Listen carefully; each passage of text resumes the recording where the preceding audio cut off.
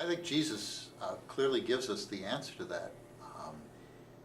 In so much of his teaching that has been passed down to us through the four evangelists, Matthew, Mark, Luke, and John, he's often saying to his disciples, quit worrying, quit being so anxious about things. That beautiful passage about, look at the flowers in the field. I mean, how beautiful they are, and yet they don't do anything to create their beauty.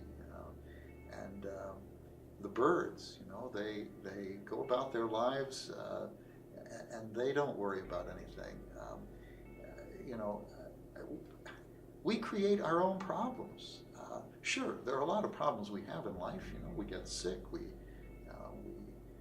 have bad weather. Sometimes people's crops fail. People lose their jobs. I mean, there are a lot of problems that people have. I understand that. But a lot of times, we get so anxious about things. And Jesus invites us to trust in Him, to trust in the Father who sent Him. Jesus shows us that with His own confidence in the Father. Jesus did not come with a playbook. He didn't come, with a DVD or a binder or whatever kind of instrument might have been appropriate in his own time. Some kind of scroll that said, here it all is. Here's exactly how you go about this. Day 1, day 2.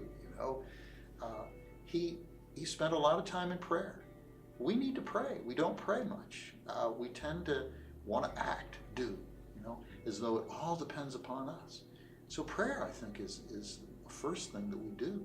We need to spend time in prayer. Jesus spent long hours, nights, and days in prayer. Now, maybe we don't need to do that, but He did. And He relied on the Holy Spirit. He relied on the power of God. And then He gets to that moment of His own trial. I mean, facing injustice, facing death, a painful death. He knew what it was going to be like. Crucifixion was a common form of execution in the Roman Empire at that time.